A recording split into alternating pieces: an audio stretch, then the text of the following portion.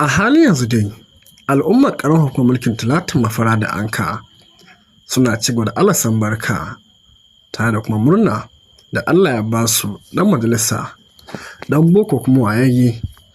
wanda ke ƙoƙarin tashi a cikin majalisa domin ya kai ƙorafe-ƙorafen al'umma. A wannan karon ma Honorable Isa Muhammad Anka, ɗan majalisa mai wakiltar Talatin Mafara da Anka na jihar Zamfara, ya sake kawo ƙorafi na musamman domin kawo ma majalisar karan kanta sauƙi da kuma magance ɓata lokaci domin tattauna abubuwa marasa amfani alhalin suna a gaban kotu, inda ya tabbatar da cewa magana irin wannan bayan zai kamata a ce an zauna kanta ba, lalle a jira hukuncin kotu kuma za ku ji a cikin jawabinsa. It is therefore advisable to leave the court case to finish, but on our own part, we can watch with keen interest